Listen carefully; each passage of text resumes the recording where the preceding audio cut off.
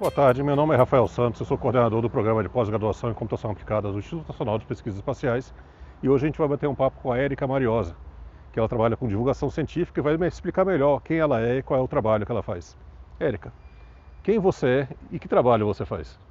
Bom, meu nome é Érica Mariosa, eu sou comunicadora há 20 e pouquinhos anos, eu sou Relações Públicas de graduação, trabalho com divulgação científica há um tempo que eu nem sabia que isso era divulgação científica, eu fui descobrindo trabalhando, sou jornalista científica, então, diferentemente da maioria dos divulgadores científicos, eu sou uma comunicadora que faz divulgação científica.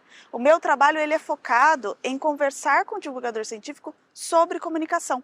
É muito comum o divulgador científico sentir a necessidade, a vontade de falar com o público e, normalmente, ele precisa ir para uma outra área de conhecimento do qual ele não tem muita familiaridade. O meu trabalho é tornar essa fase mais fácil. Bom, quais são as dificuldades em fazer comunicação científica, divulgação científica? Bom, eu acho que a pergunta só por si só já mostra a primeira dificuldade. É muito difícil as pessoas que vão para essa área, porque principalmente as que vêm da ciência, entender que existe diferença entre divulgação científica, comunicação científica e jornalismo científico. São áreas diferentes. Então, eu acho que a primeira parte é isso, é entender que quando você está indo falar com as pessoas sobre o que você faz, ela é um campo de saber, ela é uma área de conhecimento. Então, é importante você estudar sobre isso. Parece bobagem falar isso, mas é muito comum as pessoas acharem que você abre uma conta no Instagram e está fazendo divulgação científica, abre uma página no YouTube e está fazendo divulgação científica. Não que não esteja, mas como qualquer outra área de conhecimento, é preciso que você entenda do que você está fazendo. Então, como ela funciona, para que ela funciona, quais são as práticas, quais são as diferenças entre ela. Então, dando um exemplo aqui.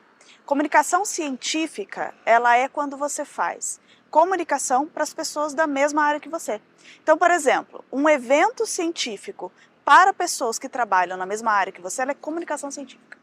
Divulgação científica é quando você fala com a sociedade. E mesmo quando você fala com a sociedade, o falar para todos é uma utopia enorme. Quando você fala para alguém. E quem é esse alguém? Esse é o primeiro passo da divulgação científica. Com quem você está falando?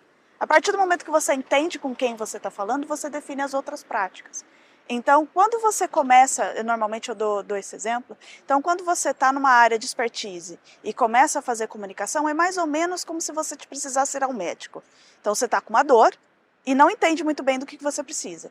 Então, você vai lá e fala com um médico geral, né, o clínico geral, né, assim que chama. A partir disso, ele te direciona para uma área do qual a sua dor precisa ser investigada. A comunicação é a mesma coisa, você já está partindo de um lugar, você já é aquela pessoa que entendeu a necessidade de falar com o público, a necessidade da ciência sair de dentro da academia, a necessidade das pessoas entenderem do que se trata. Esse é o primeiro passo, ou seja, você foi para o clínico geral. A partir daí, é você começar a entender as nuances de cada coisa. E a única maneira de fazer isso é conversando com outros divulgadores científicos, conversando com outros comunicadores, conhecendo pessoas que fazem divulgação científica da mesma área que você, estudando o assunto, e por aí vai. Então, acho que a maior dificuldade é entender que é uma outra área de conhecimento. Então, tá tudo bem se eu não saber nada, tá tudo bem se eu só abrir a câmera. O que não tá tudo bem é você não se especializar no assunto. Obrigado.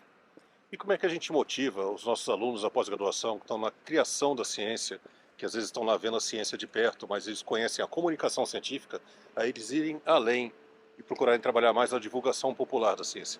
Eu acho que o importante é a gente começar a conversar sobre por que a ciência precisa estar ao alcance de todos. Né? A gente percebe que ao longo do tempo, principalmente na pandemia, houve um aumento de desinformação muito grande. As pessoas foram afastadas, aqui a gente não vai entrar pelos pormenores, né? Mas ao longo dos anos as pessoas se afastaram da ciência. Então, uma hora ela vê no jornal, ovo faz bem, ovo faz mal, café faz bem, café faz mal. Isso é a falta de credibilidade. A população não confia na ciência como a gente que está ali dentro.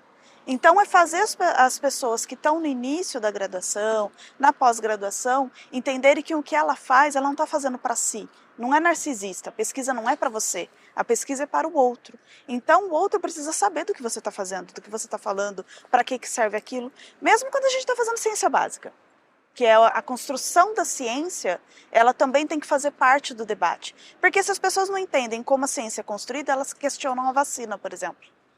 Muito obrigado.